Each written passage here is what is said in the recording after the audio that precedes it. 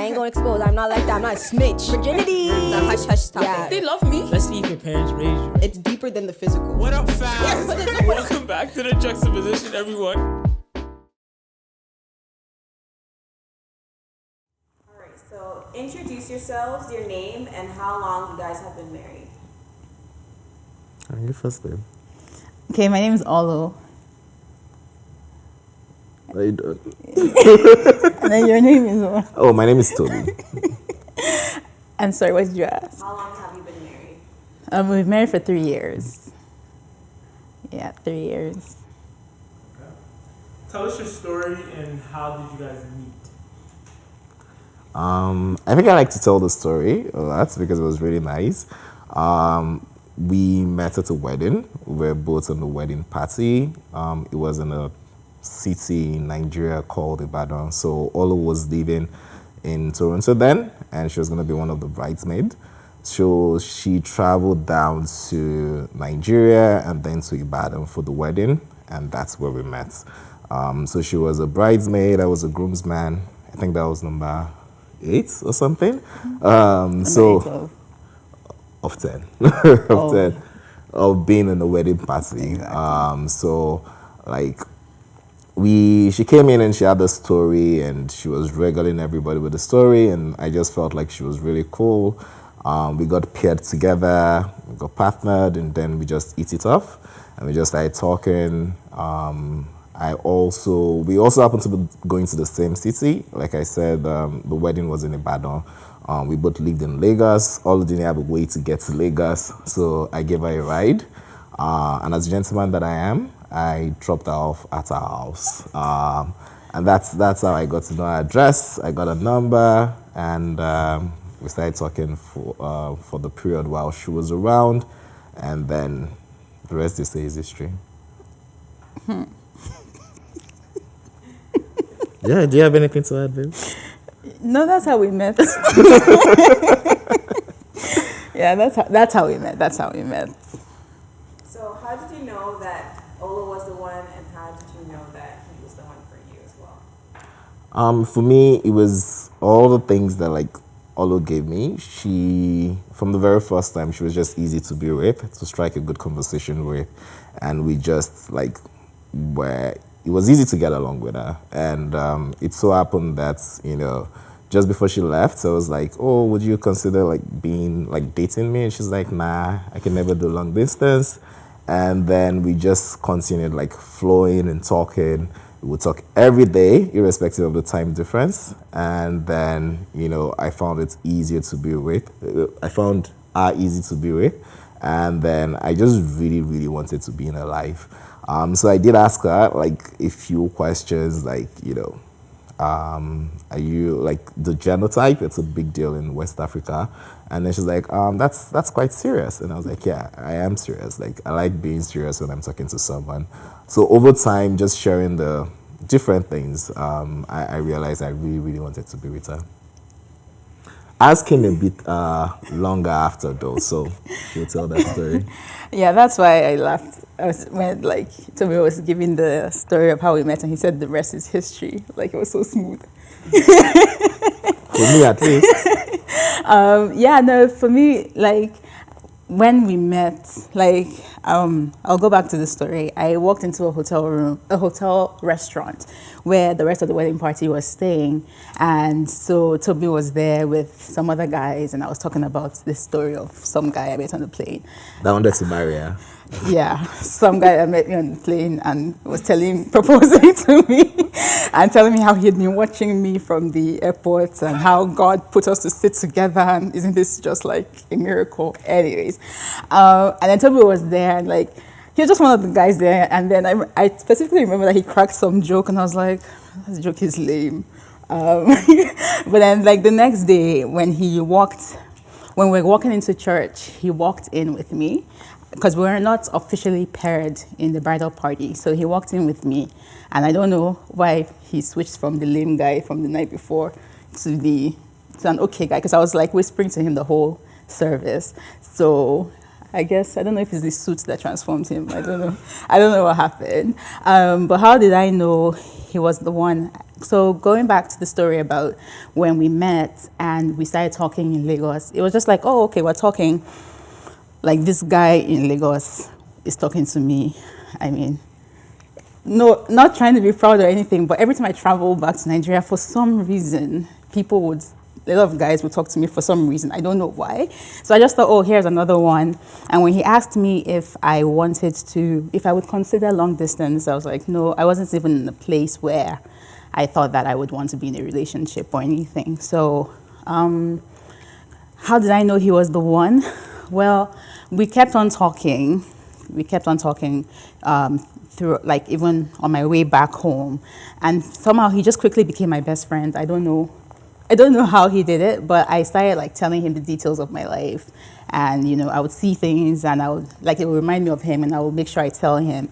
And there was a time difference and all of that, but he was always awake to listen to me. And I don't know, just eventually I liked him.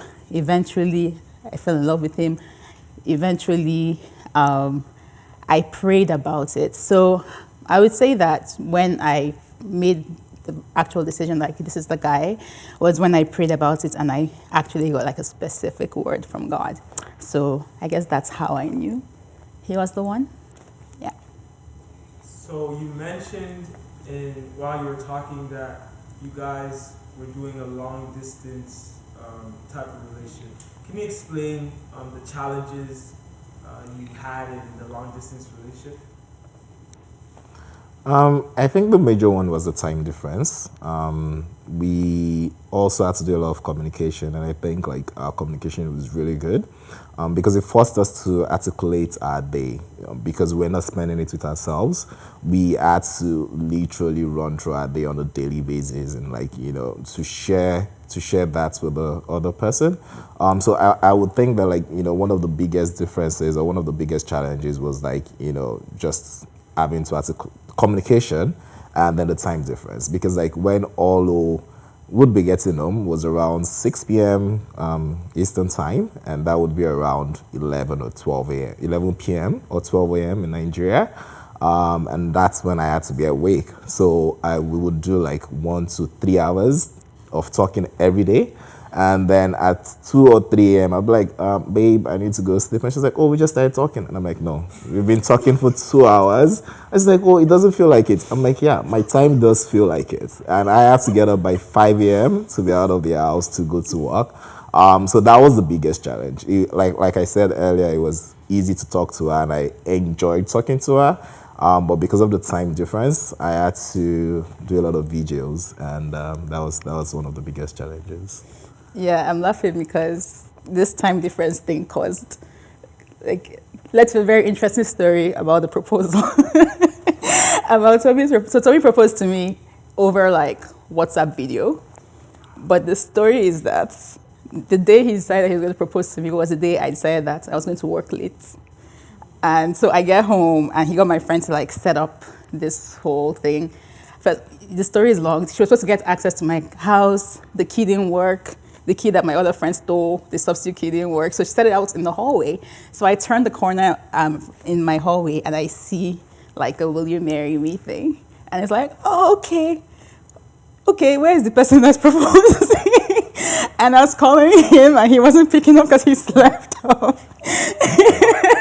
He had slept off because of the time difference. I think it was 1 a.m. or 2 a.m. when it was 2 a.m. when I finally got home. So his friend, I had to call his roommate to be like, hey, I think your friend's proposing. Can you go wake him up? So his roommate went to wake him up. So yes, time difference is one of them. But I think another one for me would be not being able to experience things together. I feel like when we're dating, we spent most of our dating life just talking. We couldn't go on dates. So I would say that's another challenge of long distance. So being married for 3 years now, what has been a challenge that you found that you wanted to give up? Has there ever been a time that you wanted to give up in the 3 years you have been married throughout your relationship? You first. Nope. I don't no. The short answer is no. I think that I see marriage as it's family. So I don't know, I've never wanted to give up on my parents and be like, you're not my parents anymore. on my siblings. So yeah, there's never been a time, I would say, like if we are fighting or we're having a huge disagreement, it is what it is. We are fighting, which is what people do. They fight. But I don't. It doesn't lead me to the point where I'm like, oh, I'm done with this. Yeah. So no is my answer. Yeah, I'll say no as well, even though I have been closer than I possibly.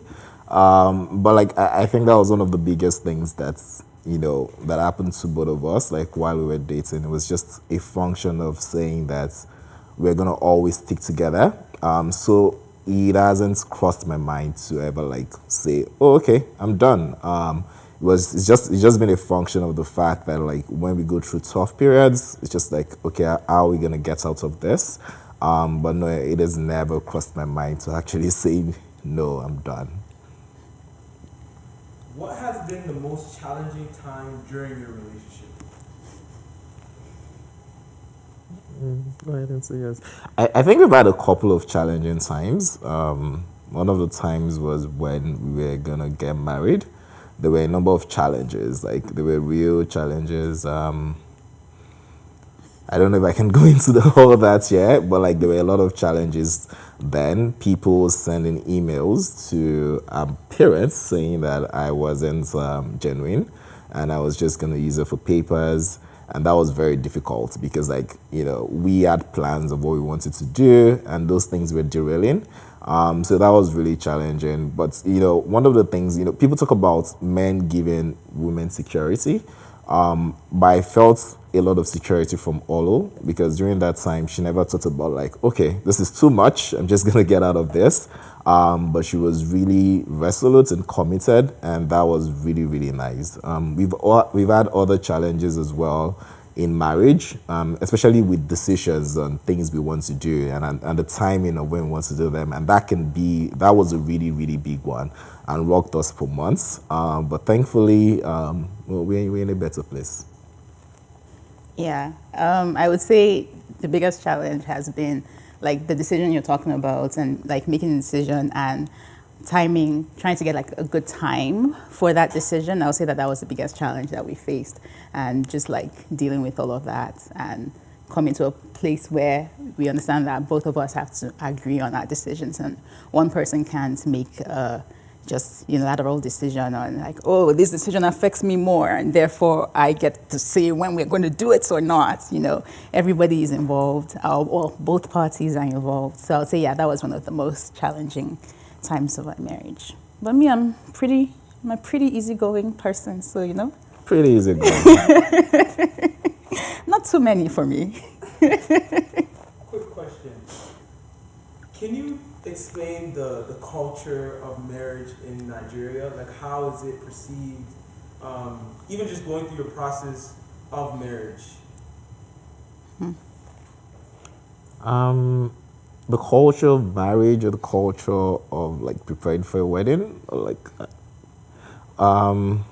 I think marriage, and I think this is a question for you because you have more people that are married in Nigeria.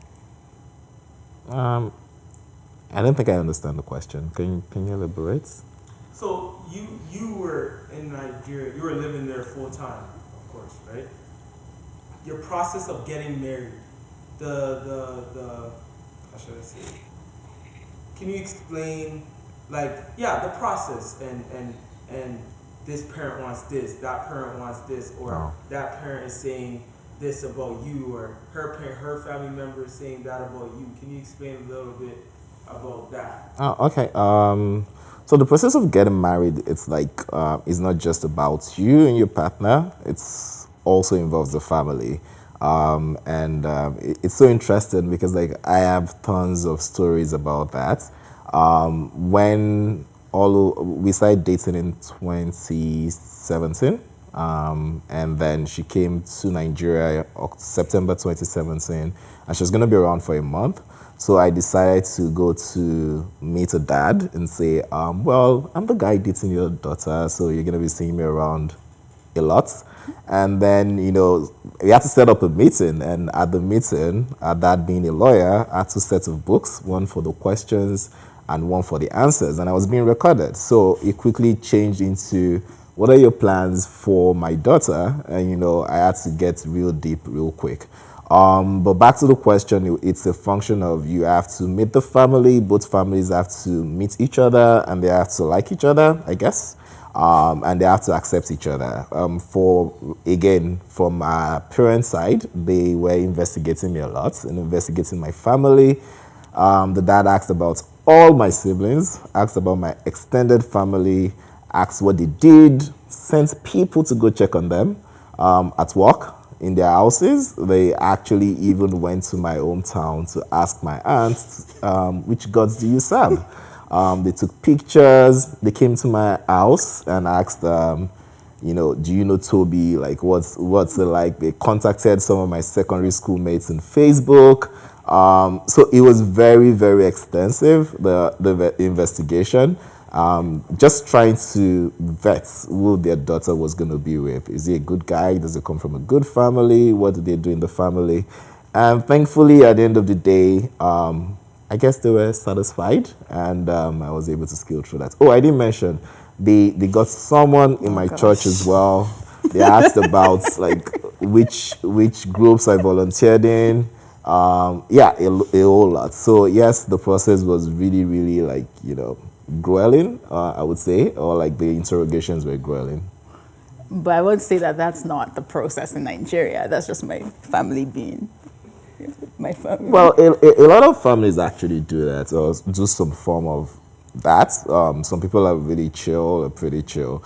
But especially like for the wife's family, they tend to be more circumspect, and they want to be sure that, they are committing their daughter into a responsible man, I guess. There's not just using her for papers. So being married, how has your relationship with God changed? I would say that it's expanded, if that makes sense. Because before, I could just, talk to God about me and things that concern me. And marriage challenges you in ways that you've never been challenged before, because obviously it's new, so you've never done it before. So I've never really had to consider the fact that somebody else is involved in my life decisions and talk to God about it and be like, So I feel like my relationship with God has, it's expanded. And also, I would say that, not to sound corny, but I feel like Tobi has made me a better person.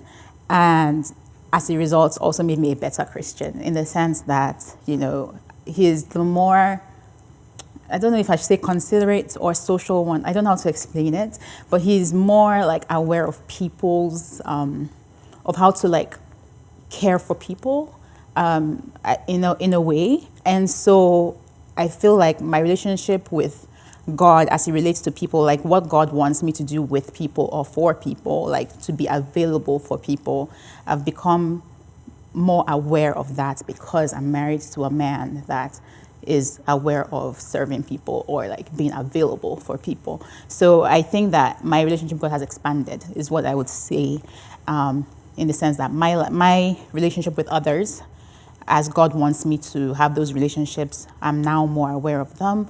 And also like in my own life, like obviously I have to, deal with things I've never dealt with, have more fruits of the growing the fruit of the Holy Spirit and all of that. So yeah. I think it's, I would say it's deepened my relationship with God, in a sense, because like you said, marriage sometimes can be a reflection of a relationship with God. So I have to catch myself from time to time when I feel like, she isn't doing the things I want, or the expectations I had are not being met. And it makes me remember the way God says we should love our wives. And each time I fall short, because I do fall short, I'm quick to go back to God and say, like, I really can't do this by myself. I know this is not the way you intended for me to just be selfish in the marriage, but to actually serve and put our interests first. And that can be really, really difficult because by nature, we are selfish beings. So each time I have to catch myself and be like, okay, am I being selfish here? And, sometimes you think like she's the one being selfish, and then you go to God and then God is reprimanding me. And I'm like, but I was complaining about her. And they're like, yeah, you have to work on yourself. So it's every time, because I really depend on God, it's deepening my relationship and giving me a better understanding of what God actually does for us, forgiving us like forgiving and forgetting, and that's really just crazy. The number of things we do to, like, when we stray, or like when we don't obey his precepts and his commands, it's just giving me a deeper appreciation of my relationship with God. From your perspective, what does it take to have a successful marriage? I would say God. I would say the Holy Spirit. I would say the fruits of the Spirit. Fruits of the Spirit is big. Love, joy, peace, self-control, patience, gentleness, goodness, and kindness. You need all of those things in marriage. And I'm reminded of 1 Corinthians 13 that talks about love being patient, never being self-serving. So when I think of all of those things, I feel like I still fall short, but I can only rely on God to help me improve. Because, like, if it was by my own strength, if it was by the things I want to do, I'd probably just be like, okay, over and out. But I feel like the love of God and God himself constrains me in ways that I cannot think of, like in ways that I wouldn't have been able to if not for the fact that I have God in my life. I would obviously say God as well, because there's so many times when, if you listen to like the culture outside, you would not forgive your partner, you would not work things out, you would not be patient with them. You would tally up, oh, I did dishes today, you do dishes tomorrow. And that's just a recipe for disaster. But because of God and what he's commanded us to do, we are able to love more fully. The kind of love that God commands us to love, or the way he commands us to love, is so like all-encompassing and so deep that I think it's one of the things that helps people who, I don't say Christian marriages, but it's not just all Christian marriages. I think it's people who submit their marriages to God. I think that just the way he has called us to love already helps you like 80% of the way. I would say another thing is commitment. I've been telling Tobi that I was listening to this lady, Laju Iran, and she was saying that when you're dating is time for you to date intelligently, but marriage is time for you to love blindly. And I feel like once you make that commitment that this is the person that you're with, then it should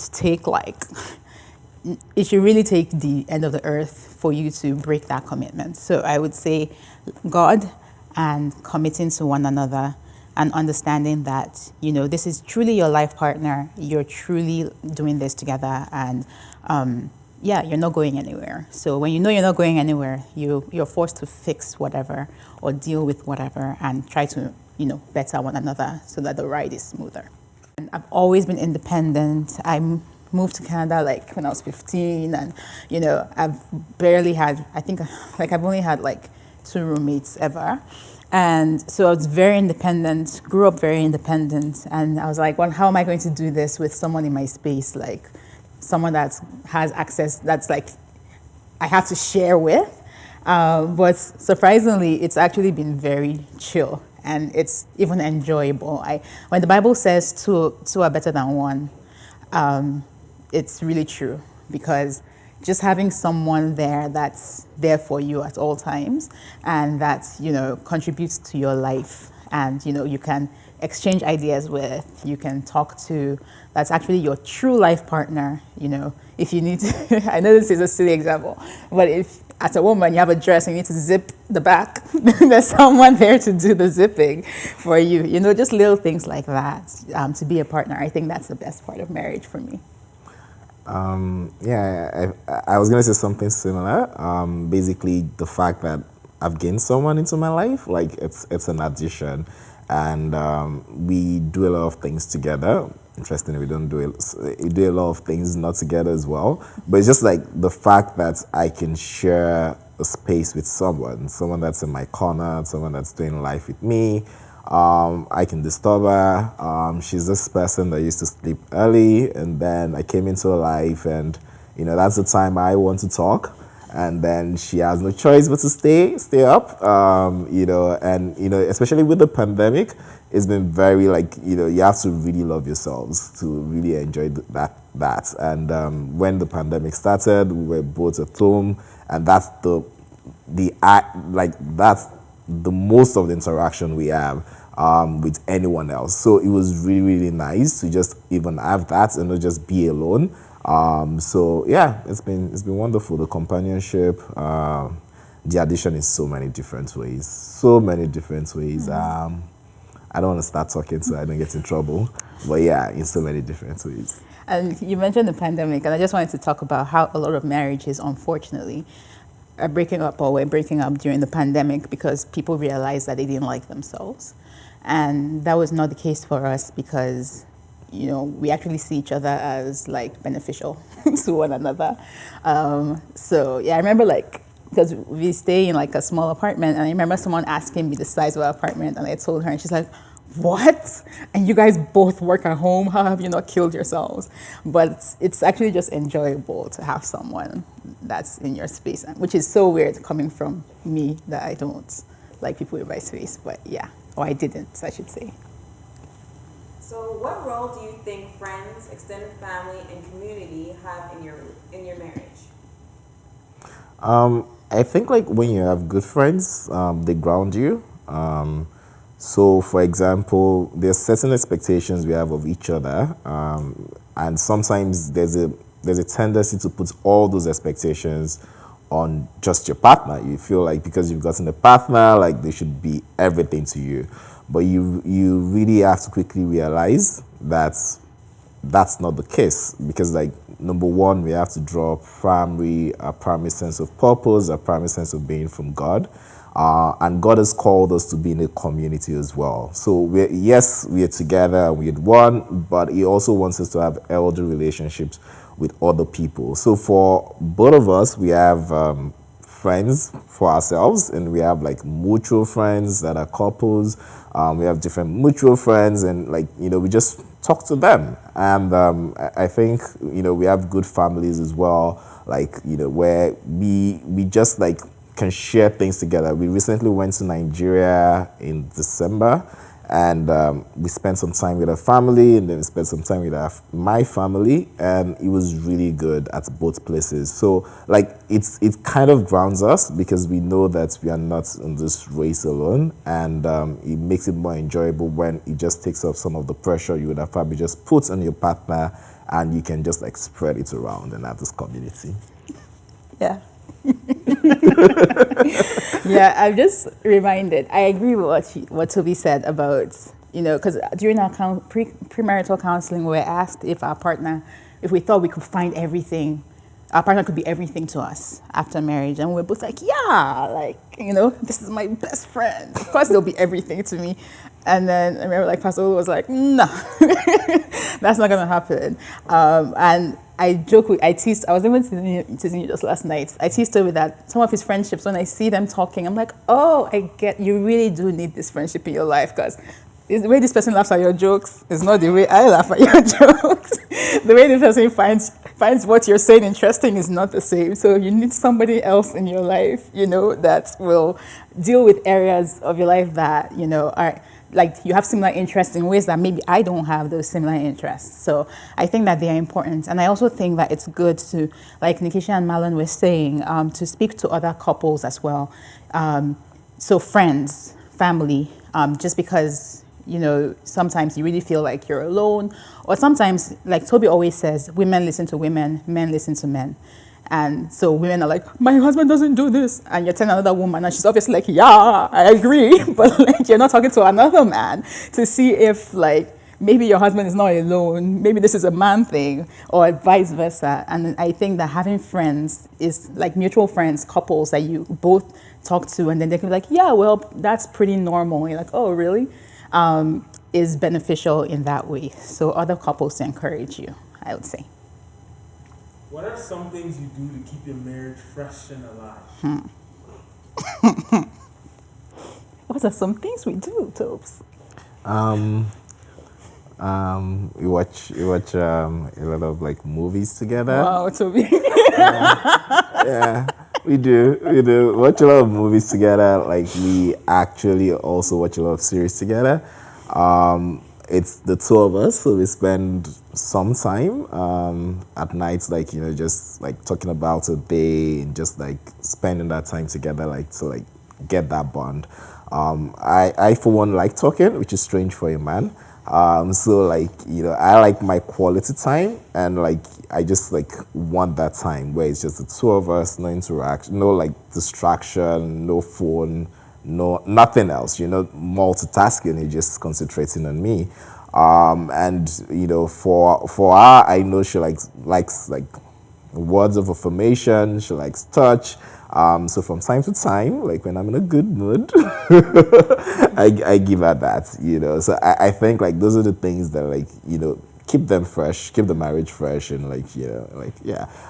One of the things I also like to do is to be thankful and remember the good things and the good times, because sometimes like marriages have its own challenges and its own difficulties, and I remember the good times that we've had. I try to focus on those and be thankful for the fact that I have like a partner that's really been there for me, and I, especially through the challenges, I remind myself of the challenges and how we overcame them together. And I know that like she's really in my corner. She's really rooting for me. So like I meditate on those things, and then like it really just helps me keep the marriage fresh. Like I was telling her recently that like I have this image of her like coming into the wedding, like to the hotel that day, and just talking about like a day, and like every time I remember that, it makes me smile. And the next day when we're just like in the wedding party and just like sharing tidbits, and she was like leaning into me and telling me some things, like I remember that. I'm like, oh okay, that's the wonderful woman I married. Okay. Yeah. So what are you looking for? Must she go? I didn't mind because No, please. I wanted to. I want to know what she does as well. it's not like when people say, "Why do you just keep your marriage fresh?" People say, "Oh, we go on dates, we go on," and I always we watch movies. So like I don't know. So what do you do, or what do you want to do? To Yo, keep it I don't fresh? know, man.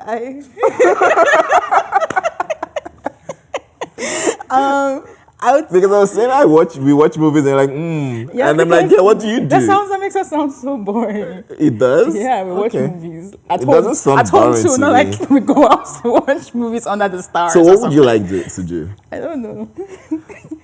Maybe it would be nice if we were like adventurous people, like we go skydiving. I am. I am. I would like to do that. I am. Yeah, it's all on me, to be honest. I like to stay in my room. That's very true. I would say though that what you said about us talking, I think it's so funny that talking can be something that keeps you fresh. But I think talking, like taking that time to actually talk, because just because you spend time with someone every day doesn't mean you know what's happening in their lives. So taking that time to talk and to just like, even just to comment on like things we see and things we read, and just remind ourselves that, we have the same views on this thing, and that we can make decisions, etc. I think I would say that's something that we do. So what are you looking forward to in the rest of your marriage?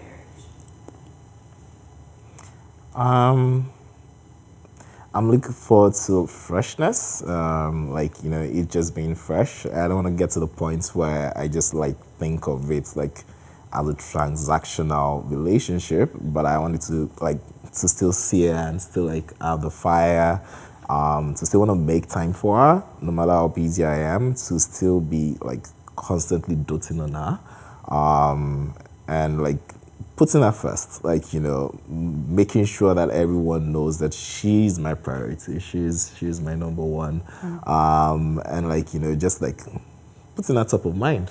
That's what I would really want. Yeah. Cool.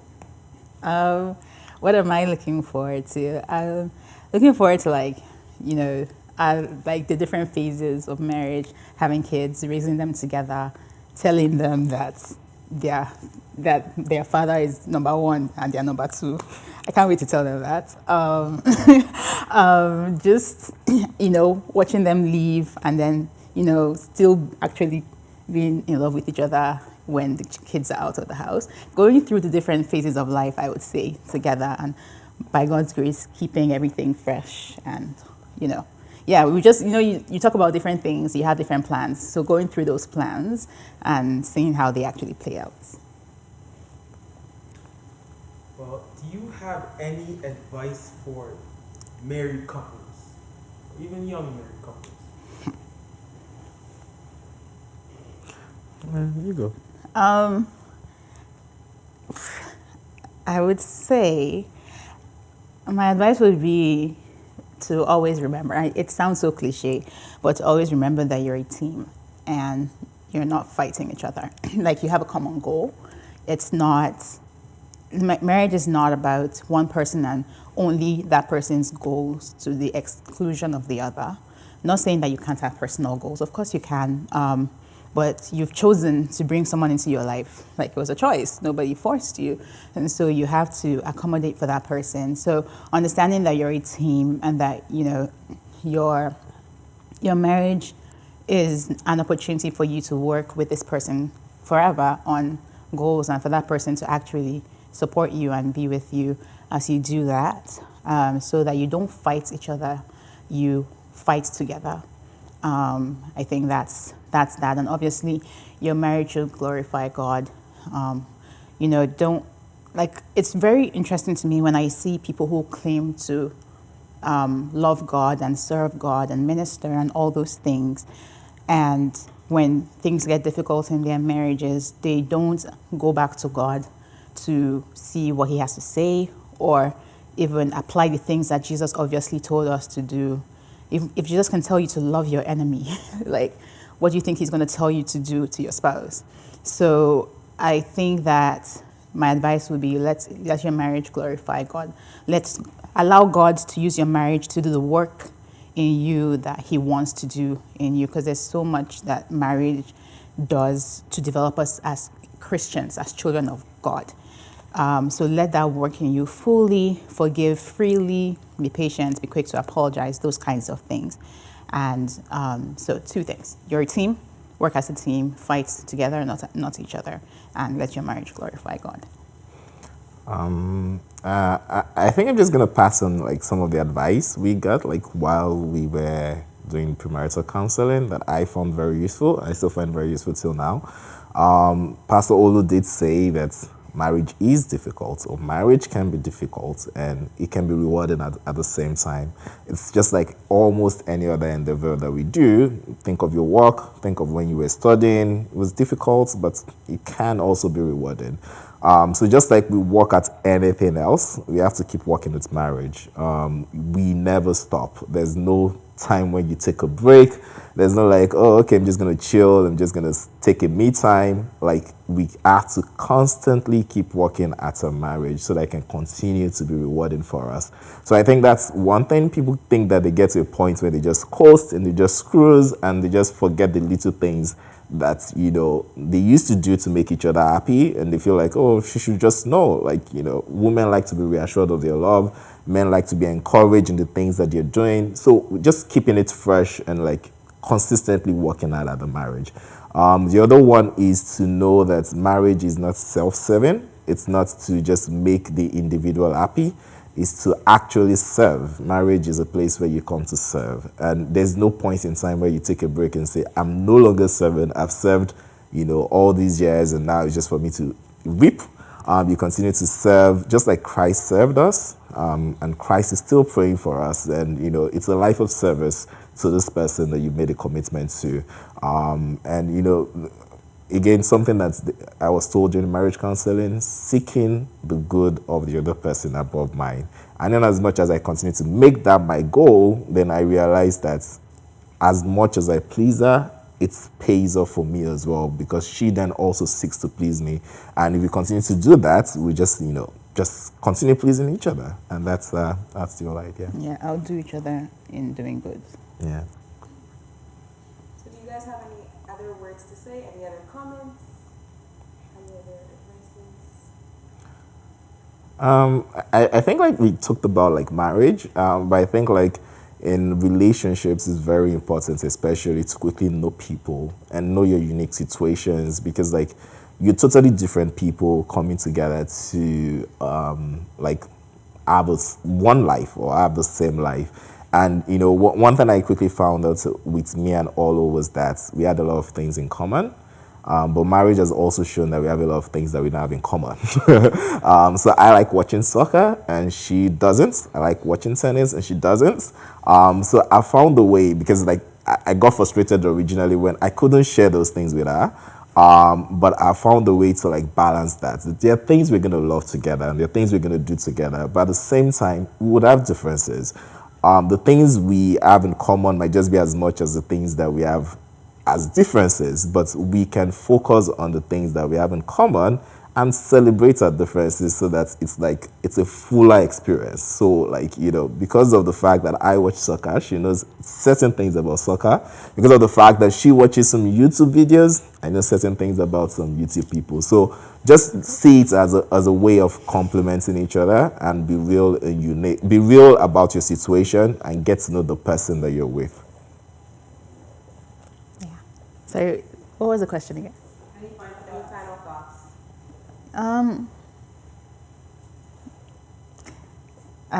I mean, something that I like to say that I discovered in marriage, like maybe like after a few months or maybe even a year in marriage, was that Toby's different and it's okay. It's okay for him to be different in certain ways. I think a lot of times we try to make our spouses like us, and if they're not like us, then we think, oh my gosh, what did I do? I made a mistake. I shouldn't have married this person.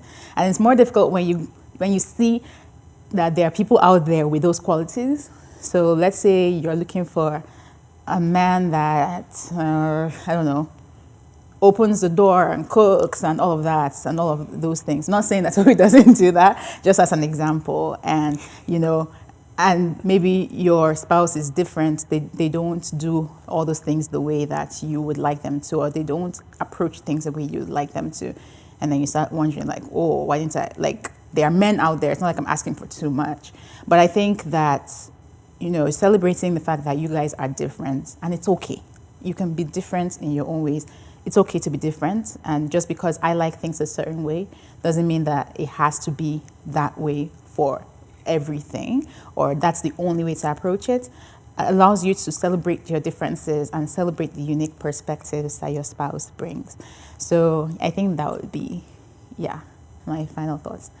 And I paused because I wanted to be like all cheesy and say like, Tobes, I love you. And I'm happy that I married you, and like you're the right decision for me, and I'm happy to be doing life together with you. Thanks, babe. Sorry, guys. But that was like the first thing that came to my mind when you said final thoughts. I love you too. Love you too. Well, thank you so much for gracing us on our stage, and that's a wrap. Yay.